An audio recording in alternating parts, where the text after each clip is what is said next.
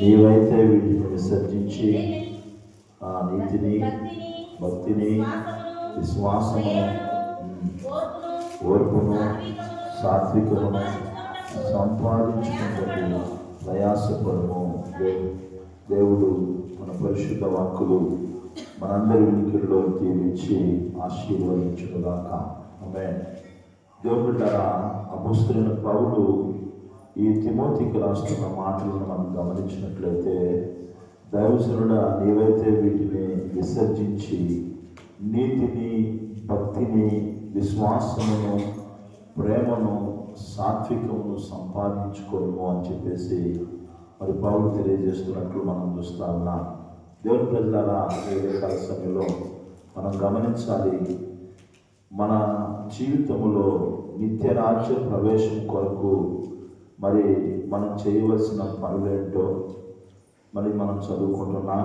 అదేవిధంగా ఆ నిత్య రాజ్యములకు మనం చేరుకోవడానికి దేవుని బిడ్డలుగా మనం ఏం సంపాదించుకోవాలి అనే విషయాల గురించి కూడా మరి మనం ధ్యానం చేద్దామండి. అపొస్తలుడైన పౌలు ఇక్కడ మరి సంపాదించుకొనుము అంటున్నాడు. దేవుని బిడ్డలారా, ఈనాడు మానవుని యొక్క జీవితము సంపాదన అంటే లోక సంబంధమైన సంపాదనగా భావిస్తూ ఉన్నారు.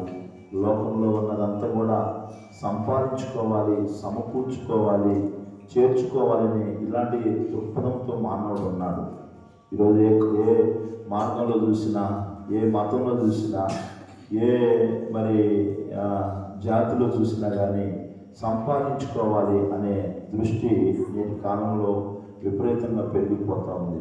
అవకాశం ఉండగానే సంపాదించుకోవాలనే ఆలోచనలు చాలామంది కలిగి ఉంటున్నారు. కానీ క్రైస్తవ జీవితంలో నీవు దేవుని యొక్క రాజ్యానికి, ఎందుకంటే ఈ ధనము వలన నువ్వు దేవుడి రాజ్యానికి, ఈ సంపాదన వలన దేవుడి రాజ్యానికి వెళ్ళే అర్హత లేదనే విషయాన్ని గమనించాలి. ఎందుకంటే ఒకవేళ ధనం వలన మనం పరలోక రాజ్యానికి, ఈ సంపద వలన, పేరు ప్రఖ్యాతుల వలన మనం పరలోక రాజ్యానికి వెళ్ళే వ్యక్తులు అయినట్లయితే తప్పకుండా ధనవంతులందరూ ఎక్కడికి వెళ్తారు? పరలోక రాజ్యానికి వెళ్తారు. కానీ దేవుడు అన్నాడు, ధనవంతులారా, ఒక మాట, మంచి మాట చెప్తున్నాడు ప్రభువైన యేసుక్రీస్తు వారు. చూడండి దేవుని బిడ్డలారా, మరి ధనవంతుడు పరలోక రాజ్యంలో చేరే కంటే ఒంటె సూది బెంచులో దొరకటము సులభము అన్నాడు. దేవుని బిడ్డలారా, గమనించండి, ధనవంతుల గురించి ఎన్నో మాటలు రాయబడ్డాయి. కానీ క్రైస్తవ జీవితంలో మనం గుర్తుంచుకోవాల్సింది ఏంటంటే, నాడు ప్రతి ఒక్కడు కూడా గెహాజీలాగా మొదటి 2వ రాజుల గ్రంథము 5వ అధ్యాయము 26వ వచనములో అక్కడ మరి మాట మనకి తెలుసు. ఆయన ఎవరంటే గెహాజీతో ఎలీషా మాట్లాడుతూ ఉన్నాడు. ఎలీషా అంతగా గెహాజీ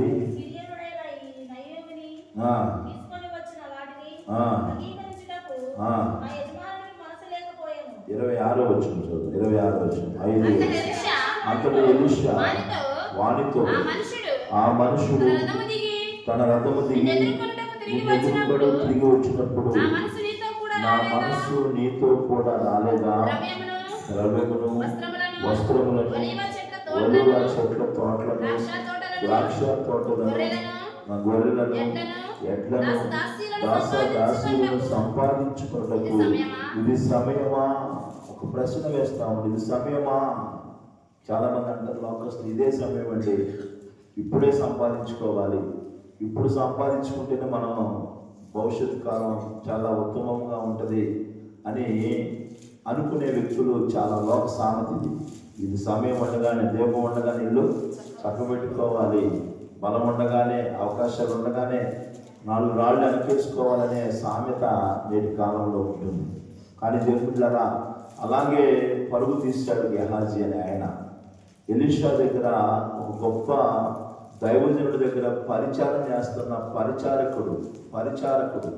పరిచయం చేసే ఈయన ఇప్పుడు గమనించండి, ఎలీషా దగ్గరికి నయమాన్ అనే సిరియా దేశపు సైన్యాధిపతి మరి ఏం చేశాడంటే, తను మరి ఆయన ఎలీషా దగ్గరికి వచ్చి ఎలీషా ద్వారా మేలు పొందుకున్నాడు. తనకున్న కుష్ఠరోగం ద్వారా నయమైపోయిన తర్వాత తనకు చేసిన మేలును బట్టి దైవజనుడి దగ్గరికి వచ్చాయా, ఇదిగో నువ్వు నాకు మేలు చేసావు, ఈ కానుక తీసుకోయా అని చెప్పేసి ఎలీషాని అడుగుతా ఉన్నాను, బ్రతిమలాడుతా ఉన్నాండి కానుక తీసుకోమని.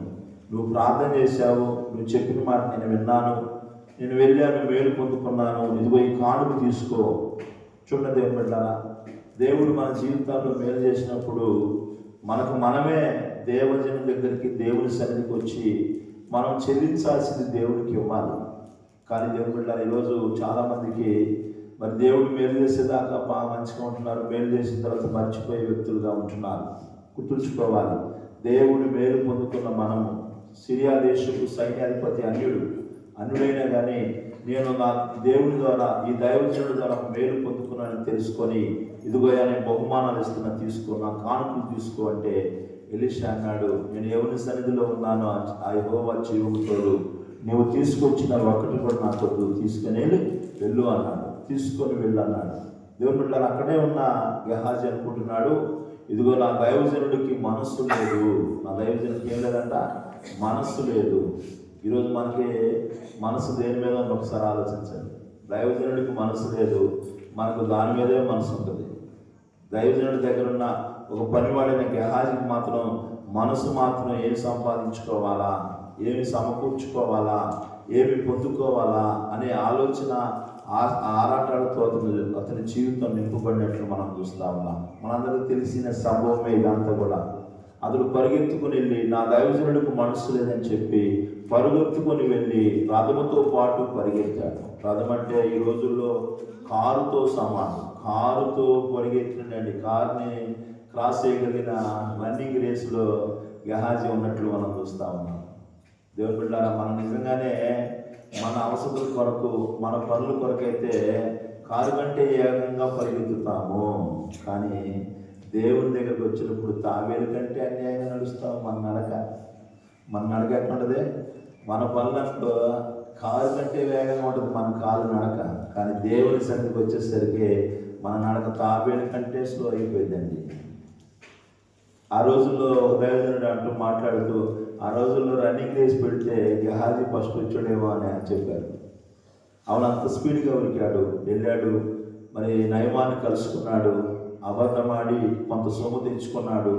అతని ఆలోచన ఏంటంటే సంపాదించుకోవాలి అని తెచ్చి తీసుకొని వచ్చి ఇంట్లో దాచిపెట్టి దైవజనుడు ముందుకు వచ్చి నిలబడతా ఉన్నాడు. దైవజనుడు అంటాడు, ఏయ్ గెహాజీ, యాడికి వచ్చావయ్యా అంటే, నేను అడిగిపోయి ఇక్కడే ఉన్నా కదా, ఇక్కడే ఉన్నా, నేను యాడికి పోరా అని అబద్ధం ఆడుతాను.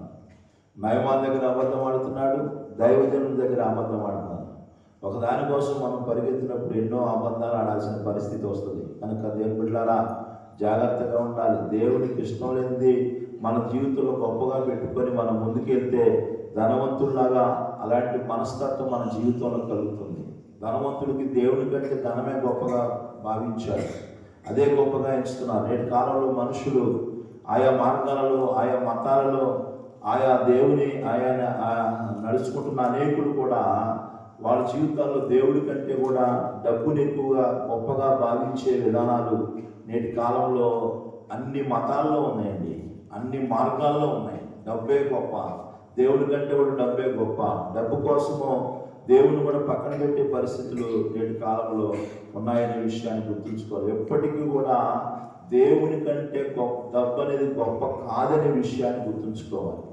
దేవుని బిడ్డలారా, నీవెంత సంపాదించుకున్న వాక్యం ఏం చెబుతుందంటే, ఉగ్రత దినమందు నీ ఆస్తి అక్కడకు రాదు. నువ్వెంత డబ్బులు ఇచ్చినా కానీ నీ ఆస్తి అక్కడకు రాదు. ఒకవేళ ఈరోజు సంపాదించుకున్నావు, బంగారం సంపాదించుకున్నావు, వెలగల వస్తువులు సంపాదించుకుంటున్నావు, విలువైన వస్తువులు సంపాదించుకుంటున్నావు, ధనాన్ని సమకూర్చుకుంటున్నావు. దేవుని బిడ్డలారా, మంచిదే, కానీ అవేవి నిన్ను కాపాడలేవు అనే విషయాన్ని ఈ ఉదయకాల సమయంలో మనం గమనించవలసిన వారమై ఉన్నాం. కానీ ఎలీషా అంటున్నాడు, ఇప్పుడు ఎలీషా గెహాజీతో మాట్లాడుతున్నాడు, ఆ యొక్క వ్యక్తి రథం దిగి నిన్ను కలుసుకుంటున్నప్పుడు, నిన్ను ఎదుర్కొంటున్నప్పుడు నా మనసు నీతో కూడా రాలేదా? గెహాజీ, ఎందుకు అబద్ధం ఆడుతున్నావు నువ్వు? ఇదిగో ఆయన మాట్లాడుతున్న మాట ఏంటంటే, ఇది సంపాదించుకోవడానికి ఇది సమయమా? దేవుని బిడ్డలారా, సంపాదించుకోకూడదు అంటలా. మరీ ఓవర్గా సంపాదించుకోకూడదు. వాళ్ళు సంపాదించుకోవద్దని బైబిల్ ఎక్కడ చెప్పలా. మన అవసరం తీర్చుకోవడానికి కావాల్సిన మనం సంపాదించుకోవాలి. కానీ ఈరోజు అత్యాశ ఎక్కువైపోతుంది. దేవుణ్ణి పక్కన పెట్టేసి, పరిచర్యను పక్కన పెట్టేసి, దేవుని సన్నిధిని పక్కన పెట్టేసి అదే వారి గురిగా పెట్టుకొని నడుచుకుంటా ఉన్నారు. దావీదు అంటున్నాడు, సదాకాలం నా గురి నీవేనయ్యా అంటున్నాడు. దేవుని స్తోత్రం, హల్లెలూయా. మన సదాకాలం గురి డబ్బు కాదండి. ఈనాడు డబ్బు అని గురి పెట్టుకుంటున్నారు చాలామంది. ఈ సంవత్సరం ఎంత సంపాదించుకోవాలి, ఈ సంవత్సరం ఇది తీసుకోవాలి, ఈ సంవత్సరం ఇది పొందుకోవాలని ఎలాంటి గురే ఉంది. కానీ ఈ సంవత్సరం కొంచెం భక్తులు పెరగాలనే ఆలోచన ఉందా? కొంచెం ప్రేమలో ఎదగాలనే ఆలోచన ఉందా? ఓర్పులో ఉండాలనే ఆలోచన ఉందా? లేదండి మన జీవితాల్లో. దేవుని బిడ్డలారా గమనించండి. అందుకనే అంటున్నాడు, గెహాజీతో అంటున్నాడు, గెహాజీ ఆయనతో మాట్లాడుతున్న మాట ఏంటంటే, ద్రవ్యమును, వస్త్రములను, ఒలీవ చెట్లను, తోటలను, ద్రాక్ష తోటలను, గొర్రెలను, ఎడ్లను, దాసీలను సంపాదించుకున్నటకు ఇది సమయమా? సంపాదించుకోవడానికి ఇది సమయమా? యువదకాల సమయంలో వాక్యం వింటున్న నా ప్రియమైన దేవుని బిడ్డలారా, నీవు వెళుతున్న మార్గములో, నువ్వు వెళుతున్న మతములో, నువ్వు వెళుతున్న దారిలో ఏమి సంపాదించుకోవడానికి పరుగులు తీస్తున్నావు? గెహాజీ లాగా నువ్వు పరుగులు తీసినట్లయితే, గెహాజీ బంగారాన్ని సంపాదించుకోవాలని, వెండిని సంపాదించుకోవాలని, ధనమును సంపాదించుకోవాలని పరిగెత్తాడు. ఏమైందో తెలుసండి? ఏమైంది తెలుసా? ఎలీషా అంటున్నాడు, ఆ నయమానికి వచ్చిన పుష్టి నీకును కలుగును గాక అంటున్నాడు. డబ్బు, బంగారం వచ్చింది, బంగారంతో పాటు ఇంకోటి వచ్చింది. ఏమొచ్చింది? జబ్బు కూడా వచ్చిందండి. ఈరోజు చాలా మందికి డబ్బులు వస్తున్నాయి, డబ్బులతో పాటు జబ్బులు కూడా వస్తున్నాయండి. డబ్బులు వస్తూ ఉన్నాయి, మంచిదే. దేవుని బిడ్డలారా గమనించండి. డబ్బు మీద దృష్టి పెట్టి నువ్వు ముందుకు వెళితే నీ జీవితంలో డబ్బు వస్తూనే ఉంటుంది. దేవుడు డబ్బు ఇస్తూ ఉంటాడు. అనుకుంటారు కొంతమంది, దేవుడు మిమ్మల్ని ఆశీర్వదించాడండి అందుకే ఇట్లా ఇస్తున్నాడు అనుకుంటారు. ఆ ఆశీర్వాదంతో పాటు ఇంకొక ఏమంటే ఒకటి కొంటే ఒకటి ఉచితం అన్నట్టు ఒకటి దాని మీద దృష్టి పెడితే ఇంకోటి కూడా నీ జీవితంలోకి వస్తుంది. ఏంటిది? జబ్బు అండి. ఈరోజు కుష్టి వ్యాధి కలిగిన వ్యక్తులందరూ కూడా గెహాజీ సంతతికి సంబంధించిన వాళ్ళే. కుష్టి రోగులందరూ కూడా, నీకును నీ సంతతికి ఆ కుష్టి కలుగునుగా కానీ దైవజనుడు శపించాడు. జాగ్రత్త, దైవజనుడి నోటిలో నుంచి ఏ మాట అయినా వస్తే అది నెరవేరుతుంది. కనుక దైవజనుడి విషయంలో జాగ్రత్తగా ఉండాలి. ఆయన అన్నలే, ఆయన పెద్ద సేవకుడా, ఆయన నోటి మాట జరుగుతాయా అనుకుంటే మీ పొరపాటే. వెంటనే జరగకపోవచ్చు, కొన్నిసార్లు వెంటనే జరిగిందండి. ఉజ్జియా అనే రాజు దేవుని మందిరంలోకి వెళ్ళి దేవుని మందిరంలో ధూపం వేయకొస్తుంటే అక్కడ ఉన్న దైవజనులు, ఉజ్జియా వేయకూడదు ఇది దైవజనులు వేయాల్సిన యాజకులు ఉన్నారు, ఇది వేయకూడదు అని చెప్పేసి అంటే అక్కడ గర్దిస్తూ ఉండగానే నొసటున్న కుష్టు లాంటిది వచ్చి అక్కడి నుంచి వెళ్ళిపోయినట్టు ఉజ్జియా. కుష్టుతోనే ఉండి కుష్టుతోనే చచ్చిపోయాడు అంది బైబిల్. అవి చూపించడానికి సమయం లేదు. కనుక దైవజనుల నోట్లో నుంచి ఏదైనా మాట వచ్చిందంటే అది దేవుడు నెరవేరుస్తాడు. దేవుడు ఆమేన్ అంటాడు. కనుక దైవజనుల విషయంలో ఎవరైనా కానీ జాగ్రత్తగా ఉండాలి. అనాలోచితంగా మాట్లాడకూడదు, తొందరపడి మాట్లాడకూడదు. దేవుని బిడ్డలు కొంతమందికి తొందరపాటు ఎక్కువ. దైవజనులను చూడరు, విశ్వాసులను చూడరు, ఇంటోళ్ళని చూడరు. ఇంటోళ్ళతో మాట్లాడంటే అందరితో మాట్లాడుతూ ఉంటారు, అందరితో బిహేవ్ చేస్తూ ఉంటారు. కనుక ఈ ఉదయకాల సమయంలో దేవుడు మనతో మాట్లాడుతున్న మాట ఏంటంటే, చూడండి, వెంటనే నాకు చెవులు బాగా, కాబట్టి నయమానికి కలిగిన కుష్టు నీకును నీ సంతతికి సర్వకాలము, ఏ కాలమంట? సర్వకాలము అంటి ఉన్నట్లు చెప్పగా వాడు మంచు వల్ల కలిగిన కుష్టి కలిగి ఎలీషా ఎదుగు నుండి బయటికి వెళ్ళెను. వెంటనే ఏమొచ్చింది వాడికి? దైవజనుడి నోట్లో నుంచి మాట రాగానే ఏమొచ్చిందండి? కుష్టి వచ్చేసింది. తెల్లని కుచ్చు, మంచు లాంటి కుష్టి వచ్చిందన్న. జాగ్రత్త దేవుని బిడ్డలారా, దైవజనుల విషయంలో చాలా జాగ్రత్తగా ఉండాలి. దైవజనుల నోట్లో మాట వచ్చిందంటే అది నీ జీవితంలో ఆశీర్వదకరమైన మాటగా ఉండాలి. అంతేగాని వేరే మాటలు వాళ్ళ నోట్ల నుంచి శాపకరమైన మాటలు వస్తే, ఎలీషా నోట్ల నుంచి వీళ్ళందరినీ ఒకరిని శపించాడు. పిల్లల్ని ఎలుగుబంట్లు వచ్చి 42 మంది యవనస్తుల్ని చీల్ చేసినాయని బైబిల్ చెబుతా ఉంది. దైవజనులు నోట్లోంచి మాటలను దేవుడు ఆమేన్ అంటాడు. దైవజనుల మాటల నోట్ల నుంచి ఆశీర్వాదం వచ్చినాలు రావాలని దావీదు కోరుకున్నాడు. కనుక మన జీవితాల్లో గుర్తుంచుకోవాలి, మనం ఎలా ఉంటున్నాం ఒకసారి పరిశీలన చేసుకోండి. ప్రవర్తన సరిగా లేదు గెహాజీకి. ఇప్పుడు దైవజన్ నోట్లో నుంచి ఏం వచ్చిందంటే, నీకును నీ సంతతికి నీ సర్వకాలము కుష్టి అంటి ఉండునుగాక అంటున్నాడు. అనగానే వెంటనే ఏమైంది, దేవుడు ఆమె ఏమన్నా కుష్టి పంపించిండు, ఈ కుష్టితో వెళ్ళిపోతా ఉన్నాడు. డబ్బు తీసుకున్నాడు, బంగారం తీసుకున్నాడు, దాంతోపాటు కుష్టిని కూడా తీసుకొని పోయాడు. దేవుడు బిడ్డలు గమనించండి, ఏమి సంపాదించుకుంటాం ఈ రోజులో. అపొస్తలుడైన పౌలు అంటున్నాడు, ఏమి సంపాదించుకున్నా ఒకసారి ఆలోచించు. దైవజనుడా, నువ్వు వీటిని విసర్జించాలి. క్రైస్తవ జీవితంలో మోక్ష రాజ్యానికి నిత్య రాజ్య ప్రవేశానికి నువ్వు చేరుకోవాలంటే నువ్వు సంపాదించుకోవాల్సింది ఏంటో ఇక్కడ చాలా స్పష్టంగా పౌలు చెబుతా ఉన్నాడు. నీతిని సంపాదించుకోవాలి. ఏం సంపాదించుకోవాలంట? చదవండి ఆ మాట. మనకి మనం దైవజనుడా, నీవైతే వీటిని విసర్జించి భక్తిని, విశ్వాసము, ప్రేమను, ఓర్పును, సాత్వికము సంపాదించుకొని. చాలండి దీని బిడ్డలారా, ప్రయాసపడాలంట. ప్రయాసం ఉదయం లేచిన కాడికి ఈనాడు మానవుడు ఎంతో ప్రయాసపడుతున్నాడు. దేనికోసం ప్రయాసపడుతున్నావు? దేనికోసం ప్రయాసపడుతున్నావు? ఒకసారి పరిశీలన చేసుకోవాలి, పరీక్షించుకోవాలి. ఈరోజు మానవుని యొక్క జీవితము, యాకోబు అంటాడు, నేడేనను రేపేనను ఒకనొక పట్టణానికి వెళ్ళి లాభము సంపాదించుకుందాము రండని చెప్పుకొని వాళ్ళారా, రేపేమి సంభవించునో మీకు తెలియదు. రేపేమి సంభవించునో మీకు తెలియదు. ఈరోజు లాభం సంపాదించుకోవాలి. లాభం సంపాదించుకోవాలని మానవుడు పరుగులు తీస్తా ఉన్నాడు. రేపు ఏం జరిగిందో నీకు, రేపు ఏమి జరిగిందో మీకు తెలియదు. ఇవన్నీ మనకు తెలుసు. అయినా కానీ మన దృష్టి అంతా కూడా, మన పరుగులన్నీ కూడా లాభం మీదే ఉంటుంది, సంపాదించుకోవడం మీదే ఉంటుంది. నా ప్రియమైన దేవుని బిడ్డలారా, అపొస్తలుడైన పౌలు చక్కగా ఫిలిప్పీ సంఘంతో మాట్లాడుతుంటాడు, నేను క్రీస్తుని సంపాదించుకోవడం వరకు. 3వ అధ్యాయం 9వ వచనం ఫిలిప్పీయులకు రాసిన పత్రికలో అపొస్తలుడైన పౌలు క్రీస్తుని సంపాదించుకోవడం. ఏం సంపాదించుకోవాలనుకున్నాడు? క్రీస్తుని సంపాదించుకోవడం కోసము ఆయనకి కలిగిన ఏవేవి లాభకరంగా ఉన్నాయో అవన్నీ నష్టముగా ఎంచుకున్నాడంట. దేవుని స్తోత్రం, హల్లెలూయా. నష్టముగా క్రీస్తుని సంపాదించుకోవాలి. సేవ చేస్తూనే ఉన్నాడు. ఎన్నో హింసలు పొందాడు, ఎన్నో బాధలు పడ్డాడు, ఎంతో మందిని దేవుడు నడిపించాడు, ఎన్నో సంఘాలు కట్టాడు, ఎంతో మంది సేవకులు తయారు చేశాడు. మళ్ళీ ఇప్పుడు అన్నాడు, క్రీస్తుని సంపాదించుకోవాలనే గురి.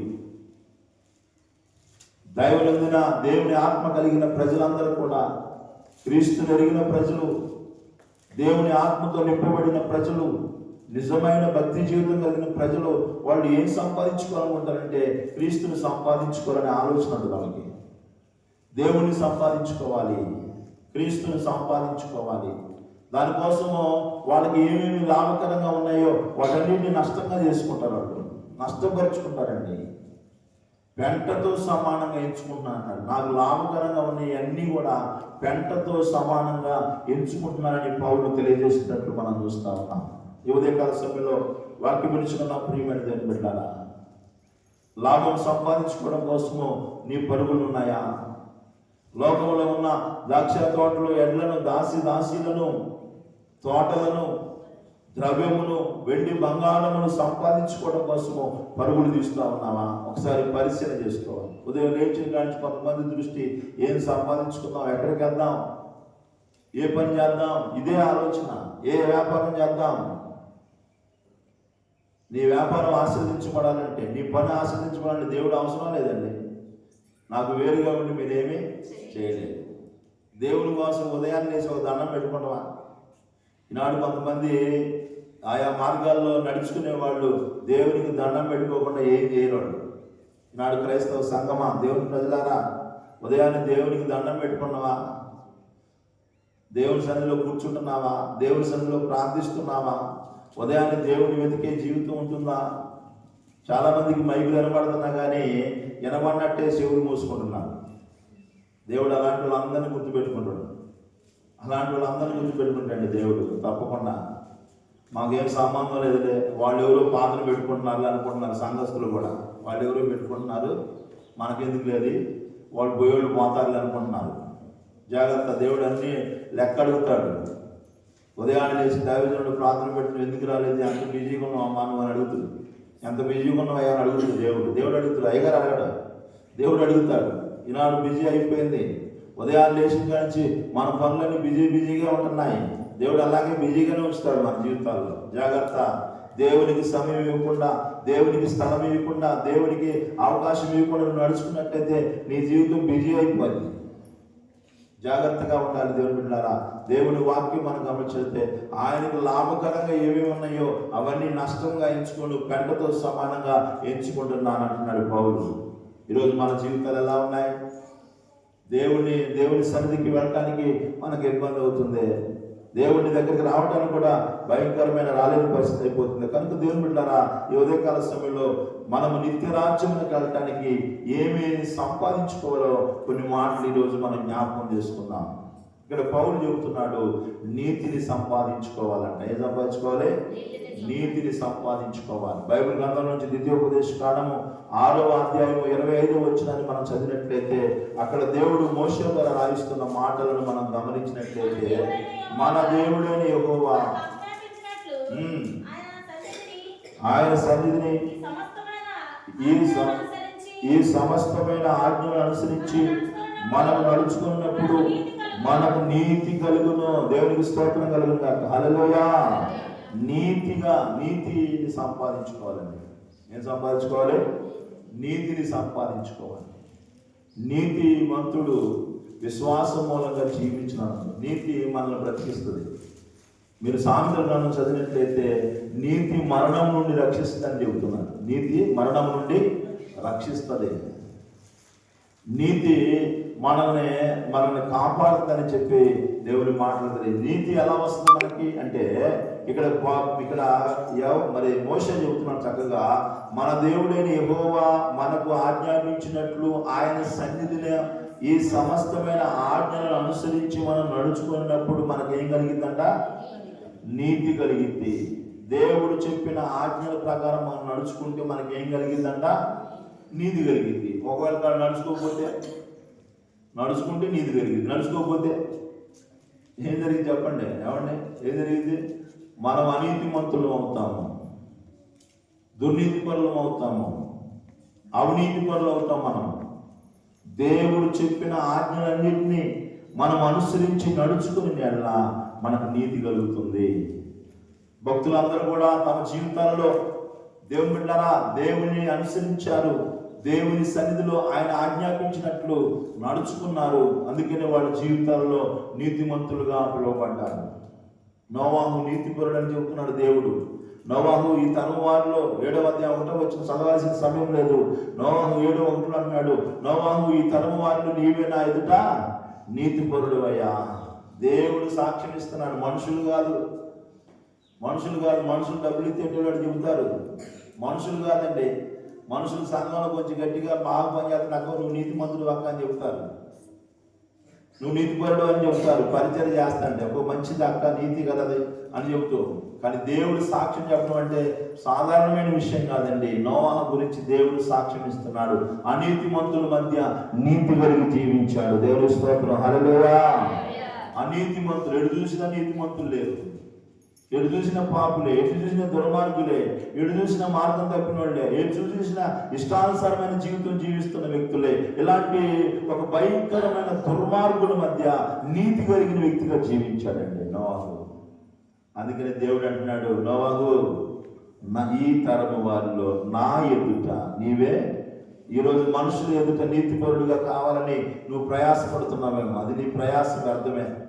మనుషులు ఎంతమంది అయినా నీకు సర్టిఫికేట్ ఇవ్వచ్చు నీతిమంతులని, దేవుడు వారు అవి దేనికి పనికిరావు. ఏమండి దేనికి పనికిరావు.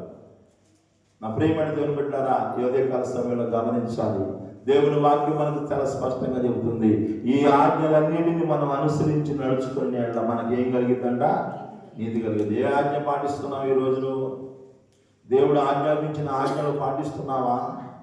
ఆజ్ఞలు పాటించే వ్యక్తిగా నువ్వు ఉంటున్నావా? దేవుడు ఏది చెబితే అది చేసిండండి నోవాహు. దేవుని స్తోత్రం. హల్లెలూయా.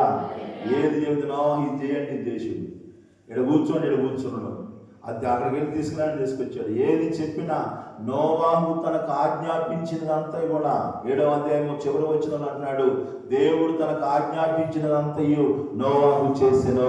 దేవుడికి స్తోత్రం, హల్లెలూయా. అందుకని దేవుడు ఏమంటాడంటే, నీతిపరుడు అయ్యా నువ్వు నీతిపరుడు. దేవుడు చెప్పినట్లు చేస్తే, దేవుడు ఆజ్ఞను పాటిస్తే, దేవుడిని అనుసరిస్తే మనకేం కలిగిందంట? మన ఇష్టానుసారమైన మార్గాలు వెళుతూ కాదు, మన ఇష్టమైన ఆలోచనలు కలిగి ఉండటం కాదు, మన ఇష్టానుసారంగా విధానాలు కాదండి. దేవుడు చెప్పిన ఆజ్ఞలను, ఆయన ఆజ్ఞలను మనం పాటిస్తే, రెండు ఆజ్ఞలు చెప్పాడు. పాత నిబంధన గ్రంథంలో 10 ఇచ్చాడు, కొత్త నిబంధనలు 2 వచ్చాయి. ఒకటి ఏంటంటే దేవుడిని ప్రేమించాలి, రెండోది పొరుగు వాడిని ప్రేమించాలి.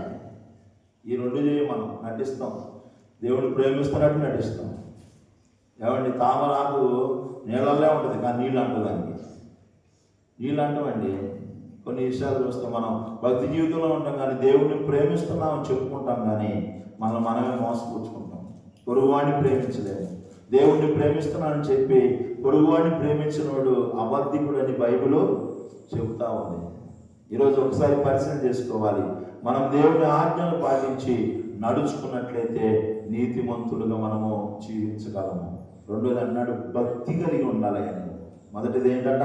నీతిని సంపాదించుకోవాలి. నీతి ఎలా వస్తుంది? నీతి ఎలా వస్తుంది? దేవుని మాటలకు లోబడి జీవిస్తే నీతి వస్తుంది. దేవుడు చెప్పినట్టు చేస్తే నీతి వస్తుంది. వాక్య ప్రకారం జీవిస్తే నీతి కలిగింది. నీతి కలిగింది. యేసు రక్తంలో కడగబడిన ప్రతి ఒక్కరు కూడా నీతిమంతుడని బైబిల్ చెబుతుంది. ఆయన రక్తంలో గడుపుకోవాలి. ఆయన రక్తంలో గడుపుకోవాలి. ఆయన బిడ్డలుగా మార్చబడాలి. అప్పుడు మనము నీతిమంతులుగా తీర్చబడతాము. దేవుని బిడ్డలారా, అదే మరొక విషయాన్ని గమనించినట్లయితే పౌలు అంటున్నాడు, భక్తిని సంపాదించుకో అన్నాడు. ఏంటన్నా? భక్తిని సంపాదించుకో. మీకా భక్తుడు అంటున్నాడు, భక్తుడు అవ్వడం లేడయ్యా దేశంలో అంటున్నాడు. మీకా ప్రవక్త యేసు ప్రభు పుట్టక ముందే 700 సంవత్సరాల క్రితమే మీకా ప్రవక్త ప్రవచించాడు. యేసు ప్రభు పుట్టక ముందు 700 క్రీస్తు పూర్వము 700 సంవత్సరాలప్పుడు మీకా ప్రవక్త అన్నాడు, దేశములో భక్తుడు ఎవడు కూడా 7వ అధ్యాయం 2వ వచనం మీకా గ్రంథంలో చూస్తున్నాడు. దేశములో భక్తుడు దేశములో. ఆశ్చర్యం వేసింది ఈ మాట. అప్పుడు లేరు, ఇప్పుడు ఉన్నారు లేండి భక్తులు. రకరకాలైన భక్తులు బయలుదేరారు, రకరకాలైన విధానాలు కలిగి ఉంటున్నారు. ఈరోజు భక్తుడు ఎవరనేది దేవుడు నిర్ణయించాలి. మేకా అన్నాడు, ఎవడు లేడయ్యా భక్తుడు అనేవాడు. అందరూ భక్తుల్లాగా ఉంటున్నారు కానీ ఎవడు భక్తుడు లేడు. భక్తుడు ఎవడు లేడు. ఈరోజు భక్తి జీవితాన్ని తెలియపరచడానికి ఆయా రకాలైన విధానాలు అవలంబిస్తున్నారు ప్రజలు. దేవుడు కోరుకునే నిజమైన భక్తి ఏంటి? ఏమంటే దేవుని బిడ్డలు గమనించండి. ఈరోజు మానవుడు ఒక్కొక్కడు ఒక్కొక్క డ్రెస్సులు వేసుకొని వారి యొక్క భక్తి జీవితాన్ని తెలియపరుస్తూ ఉన్నారు. మేము ఈ భక్తులు, ఈ భక్తి జీవితం, ఈ భక్తిని అవలంబిస్తున్నాం. డ్రెస్ నిన్ను భక్తి జీవితాన్ని తెలియపరచదండి. బట్టలు నీ భక్తి జీవితాన్ని తెలియపరచు. బట్టలతో నేను పరిశుద్ధపరిస్తే, బట్టలే నీ భక్తి జీవితాన్ని తెలియపరిస్తే అందరూ బట్టలు వేసుకొని తిరగచ్చు. ఇక ప్రార్థన మందిరాలు అవసరం లేదు, వాక్యాలు అవసరం లేదు, దేవుడు అవసరం లేదు. బట్టలు అనేది ఒక గుర్తింపు కోసం వేసుకున్నాం అంతే. అంతేగాని బట్టల ద్వారా మనకి భక్తి రాదు. బట్టల ద్వారా భక్తి వస్తే అందరూ బట్టలు వేసుకోండి అని బట్టల కోసం అందరికీ కొనిపించే పరిస్థితులు ఉంటాయి. ఈరోజు నేను ఈ భక్తిలో నన్ను తెలియపరచడం కోసమే బట్టలు, కానీ భక్తుల ద్వారా నీకు భక్తి రాదు. భక్తి అనేది మనం చెప్పుకున్నాం. తీతుకు రాసిన పత్రిక 1వ అధ్యాయం 2వ వచనం అన్నాడు, భక్తి ఎలా ఉండాలంటే నిరీక్షణతో కూడిన భక్తి జీవితం అంటాడు పౌలు. అక్కడ తీతుతో మాట్లాడుతూ చెబుతున్న మాటలను తీతుకు రాసిన పత్రిక నిత్య జీవమును కూర్చిన నిరీక్షణతో కూడిన భక్తికి ఆధారం అవుతారండి. ఏ భక్తులు ఏముండాలంట? నిరీక్షణ ఉండాలి. నిరీక్షణతో కూడిన భక్తి, నిత్య జీవము. ఈ భక్తి నేను ఎక్కడికి పంపించిందంట? భక్తి ఎక్కడ తీసుకెళ్తుంది? నిత్య జీవానికి తీసుకెళ్తుంది, మోక్షానికి తీసుకెళ్తుంది. భక్తి మోక్షానికి. ఈరోజు అనేక మంది భక్తి జీవితంలో అవలంబిస్తూ ఉన్నారు. ఎందుకంటే ఎందుకులా ఈ భక్తిని అవలంబిస్తున్నామంటే ఈ భక్తి నన్ను మోక్షానికి తీసుకెళ్తుందనే ఆలోచన చాలా మంది మార్గాలలో నడిచే వాళ్ళకు ఉంది, మతాలను అవలంబించే వాళ్ళకు ఉంది. కనుక దేవుని బిడ్డలారా, దేవుడు చెబుతున్న భక్తి ఏంటంటే నిరీక్షణతో కూడిన భక్తి. ఎదురు చూసే భక్తి ఉండాలి నీకు. ఎదురు చూసే భక్తి ఉండాలి, నిరీక్షణతో కూడిన భక్తి ఉండాలి, నిత్య జీవమును కూర్చిన భక్తి. నిత్య జీవము, నీ భక్తి నిన్ను నిత్య జీవానికి తీసుకెళ్తుంది అనే విషయాన్ని నువ్వు గుర్తుంచుకోవాలి. దేవుని బిడ్డలారా, మనం గమనించినట్లయితే ఈనాడు భక్తి జీవితం ఎలా ఉందో అనేది హోషేయ గ్రంథకర్త తెలియజేస్తున్నాడు. 6వ అధ్యాయం, హోషేయ గ్రంథం 6వ అధ్యాయం 4వ వచనం మనం చదివినట్లయితే భక్తి ఎలా ఉందో అక్కడ చెబుతున్నాడు. మనుషుల యొక్క భక్తి ఎలా ఉందో అక్కడ చాలా స్పష్టంగా తెలియజేస్తా ఉన్నాడు.